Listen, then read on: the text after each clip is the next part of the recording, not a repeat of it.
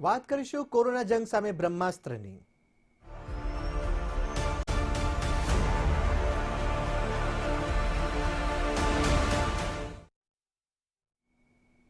Corona કાળ ચાલી રહ્યો છે। 2022ને હવે ગણતરીના દિવસો બાકી છે, ત્યારે પ્રધાનમંત્રી મોદીએ ખાસ 3 મોટી જાહેરાતો કરી। એ જાહેરાતોની જો વાત કરવામાં આવે તો 2022ની શરૂઆતથી જ કોરોના સામે જોરદાર જંગ રચાશે અને કોરોના જંગમાં જીત મેળવવા તમામ પ્રયાસ કરાશે। પ્રધાનમંત્રી મોદીએ 3 મોટી જાહેરાત કરી છે।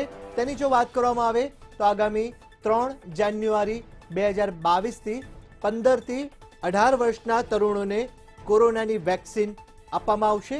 આ ઉપરાંત 10મી જાન્યુઆરીની જો વાત કરવામાં આવે તો 10મી જાન્યુઆરીથી 60થી વધુ વયના જે સિનિયર સિટીઝન લોકો છે, જે લોકો કહી શકાય કે કોમોર્બિડ છે, તે લોકોને ડૉક્ટરની સલાહ પ્રમાણે બૂસ્ટર ડોઝ આપવામાં આવશે। આ ઉપરાંત હેલ્થ વર્કર, કોરોના વોરિયર્સ છે, તેમને પણ 10મી જાન્યુઆરીથી બૂસ્ટર ડોઝ આપવામાં આવશે। એક બાજુ અત્યારે દેશ સહિત વિશ્વમાં ઓમિક્રોનની આફત જોવા મળી રહી છે।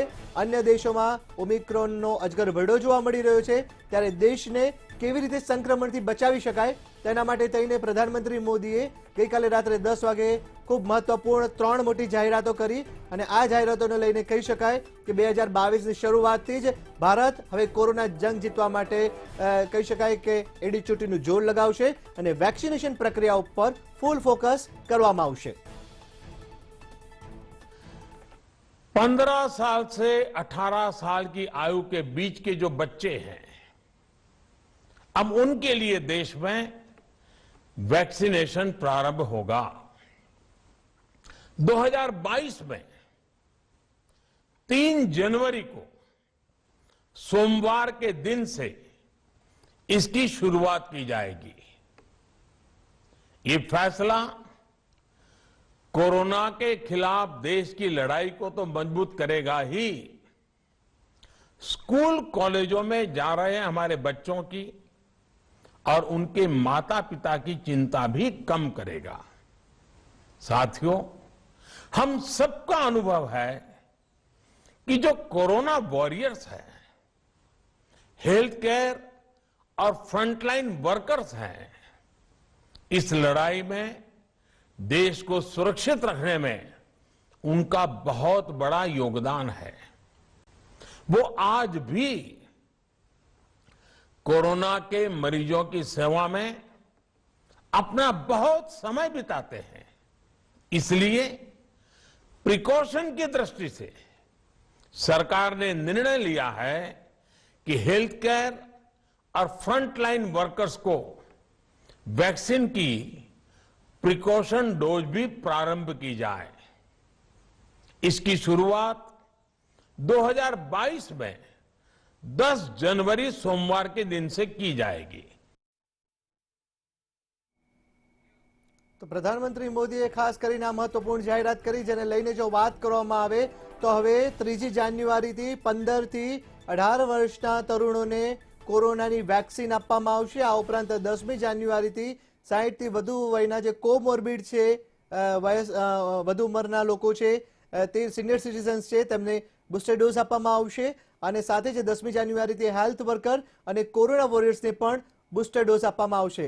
વધુ જાણકારી માટે લોકોની શું છે પ્રતિક્રિયા, એ માટે જાણવા માટે અમદાવાદથી અમારા સંવાદદાતા જોડાયા છે વિશાલ મહેતા અને રાજકોટથી અમારા સંવાદદાતા જોડાયા છે ધ્રુવ કોંડેલ। સૌથી પહેલા જઈશું અમદાવાદની જો વાત કરવામાં આવે તો પ્રધાનમંત્રી મોદીએ ખૂબ મોટી જાહેરાત કરી। 2022ની શરૂઆત પહેલા જ જોરદાર ટક્કર કહી શકાશે કોરોના સામે, કારણ કે વેક્સિનેશન એક જ બ્રહ્માસ્ત્ર છે જેનાથી કોરોના સામે જંગ જીતી શકાશે।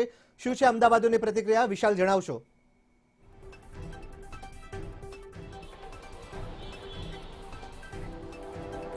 કામેશ, જે રીતે કોરોના વાયરસે સમગ્ર વિશ્વમાં દહેશત ફેલાવીને રાખી છે, તેને લઈને સૌથી મોટું રામબાણ કહી શકાય તો તે છે વેક્સિન।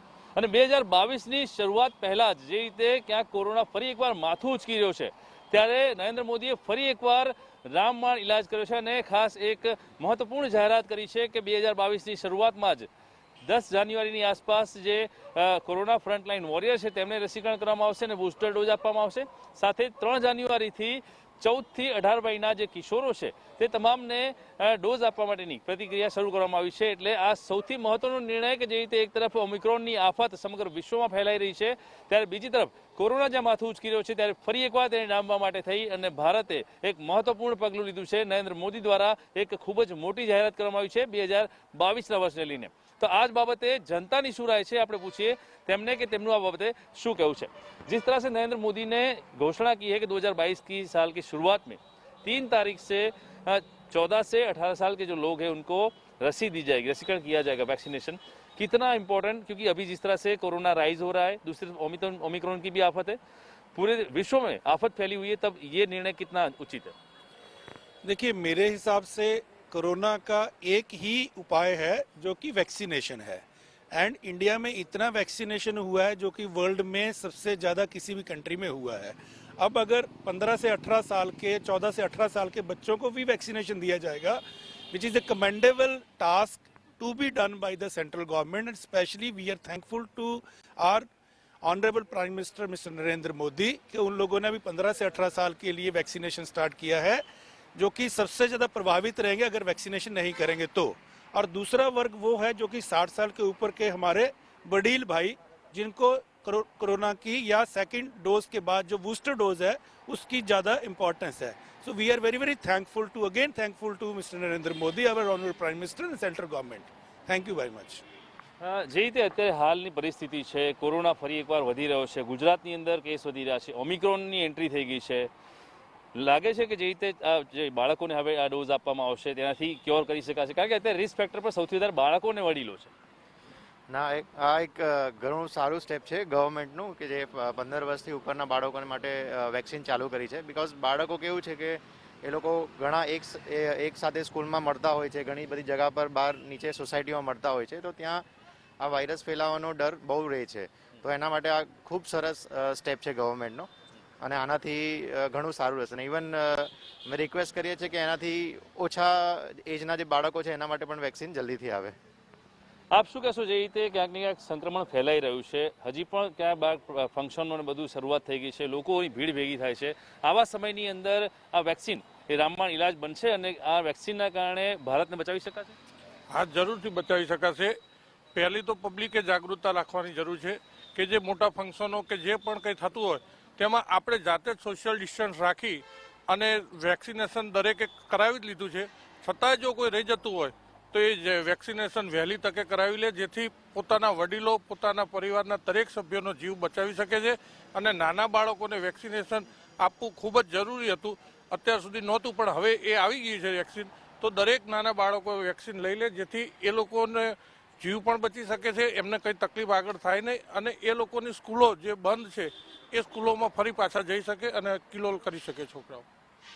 જોયું કે જે રીતે અત્યારે હાલમાં કામેશ, જે રીતે ફરી એકવાર નરેન્દ્ર મોદીએ એક મહત્વપૂર્ણ પગલું લીધું છે. 2022ની શરૂઆતમાં જ 3 જાન્યુઆરીથી કિશોરોને રસીકરણ કરવામાં આવશે અને ત્યારબાદ 10 તારીખથી ફ્રન્ટલાઇન વોરિયર અને જે 60 વર્ષથી ઉપરના લોકો છે તેને ડોક્ટરની સલાહ મુજબ બૂસ્ટર ડોઝ આપવામાં આવશે, જેના કારણે ભારતને કોરોનાના અને ઓમિક્રોનના આફતમાંથી ચોક્કસથી બચાવી શકાશે તેવું લોકોને લાગી રહ્યું છે.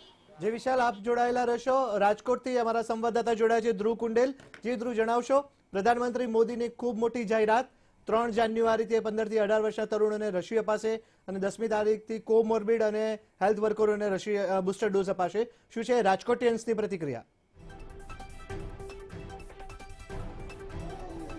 જી કામેશ, વાત કરીએ તો નવા વર્ષથી જ નવા ઉમંગ સાથે કહી શકાય કે પ્રધાનમંત્રી મોદીએ એક નવી જાહેરાત કરી છે કે ખાસ તો 3જી તારીખથી જ 15 થી 18 વર્ષના જે તરુણો છે તેઓને વેક્સિનના ડોઝ છે અપાશે. આપણી સાથે રાજકોટ વાસીઓ છે, એમની સાથે વાત કરશું, તેઓની પ્રતિક્રિયા શું છે આપણે જાણવાની કોશિશ કરશું, કારણ કે લાંબા સમય બાદ એક સારા સમાચાર મળ્યા છે. આપણી સાથે રાજકોટ વાસીઓ છે. શું નામ છે આપનું? નીલા પટેલ. શું કહેશો બેન, કાલે એક સંદેશો આપવામાં આવ્યો વડાપ્રધાન દ્વારા, સંદેશાને કઈ રીતે આપ લ્યો છો? નહીં, 15 થી 18 વર્ષના બાળકો માટે જે વેક્સિનેશનનું જાહેરાત કરી છે તે બહુ ખૂબ સારી જ છે, કેમ કે સ્કૂલે મોકલતા તો એક બીક હતી કે છોકરાઓનું ઇન્ફેક્શનનું શું થશે, તો એ સારું જ છે. મોદીભાઈએ જે વાત કરી એ બરાબર જ છે. આપણી સાથે બીજા પણ રાજકોટ વાસીઓ છે, એમની સાથે વાત કરીશું. શું નામ છે? અમીષામાં. Principal Metoda primary school. ખાસ તો અમને લોકોને હતું કેમ કે અમારી પાસે તો આખા ગામના બાળકો આવે છે, તો અમને લોકોને સતત ચિંતા રહે છે કે કોઈ બાળકને શરદી ઉધરસ કે કાંઈ થાય તો અમારે લોકોને શું કરવું. તો જે આ 15 થી 18નું વેક્સિનેશન આવ્યું છે એનાથી શું થશે કે ભાઈ બાળકોને સ્કૂલે આવીને જો ગવર્મેન્ટ એવું કંઈ કરે કે ભાઈ સ્કૂલે આવીને જ આપી જાય વેક્સિનેશન, તો શું છે કે બાળકો સેફ રહેશે, તો સ્કૂલો બંધ નહીં થાય અને જે હાલાકી આપણને લાસ્ટ યર હતી એ હાલાકી આપણે ન ભોગવવી પડે. અને આપણે બધા જે બહારના કન્ટ્રીમાં બહુ બધા અત્યારે કેસીસ આવવા માંડ્યા છે, એવા આપણે એ પરિસ્થિતિમાં ન આવીએ એના માટે જે અત્યારે મોદી સાહેબે કર્યું છે તે ખૂબ સરસ છે અને અમે બધા એમને ખૂબ સારી રીતે વધાવીએ છીએ. કોમોર્બિડની વાત છે, કોમોર્બિડ પણ ક્યાંક ને ક્યાંક તેના જે દર્દીઓ છે તેઓને બુસ્ટર ડોઝ અપાશે, શું કહેશો? હા શ્યોર, કેમ કે છે ને એમને શું છે કે 1 વર્ષ પહેલા ડોઝ આપેલા હતા, એટલે ક્યાંક ને ક્યાંક એમની કદાચ બી રોગ પ્રતિકારક શક્તિ ઓછી થઈ હોય તો અત્યારે પાછું એમને એ જ કામ કરવાનું છે. તો એમને જે બુસ્ટર ડોઝ આપે છે એનાથી શું છે કે એ પોતે બી સેફ રહેશે, એટલે એ પોતાનું કામ બહુ સારી રીતે કરી શકશે, એટલે એ ગ્રેટ છે. Thank you. બીજી પણ રાજકોટની મહિલાઓ છે આપણી સાથે જોડાઈ છે, શું નામ છે આપનું? મારું નામ ભાવિશા ઠુમર છે. હું મુંજકા પ્રાઇમરી સ્કૂલમાં જોબ કરું છું. કાલે જે ન્યૂઝ આવ્યા મોદી સાહેબ તરફથી કે ભાઈ 14 થી 17 વર્ષના સ્ટુડન્ટ્સને આપણે વેક્સિનેશન કરવું જોઈએ, તો જે ખૂબ જરૂરી છે, કેમ કે સ્કૂલો જો કન્ટિન્યુ કરવી હશે તો એના માટે વેક્સિનેશન છે એ જરૂરી જ છે બાળકો માટે. અને બાળકો છે એ એવા છે કે ભાઈ એ લોકો ગમે ત્યાં હરતા ફરતા હોય છે, તો જો એ લોકો વેક્સિનેટ થઈ જશે તો એનાથી ખૂબ સારો એવો ફાયદો થશે, એટલે જરૂરી છે અને કરવું જ જોઈએ. તો સ્કૂલો એ લોકોનું જે શિક્ષણ 2 વર્ષથી જે થોડુંક અટક્યું છે તો એ કન્ટિન્યુ થશે. એટલે પણ રાજકોટ વાસીઓનું કહેવું છે કે જે સંદેશો રાષ્ટ્રજોગ સંદેશો આપવામાં આવ્યો હતો વડાપ્રધાન દ્વારા તે ખૂબ જ સારો હતો અને આને લઈને તેઓ એક કહી શકાય કે સકારાત્મક વિચારી રહ્યા છે કે આગામી સમયમાં તેઓને બાળકો પણ ક્યાંક ને ક્યાંક ખૂબ જે કહી શકાય કે જે કોરોનાની વેક્સિન જો લઈએ તો આગામી સમયમાં જે આજે ભય છે, જે ડર છે તે તેઓને નહીં સતાવે. જી ધ્રુવ, આપનો આભાર. અમદાવાદથી વિશાલ જોડાયા, આપનો આભાર.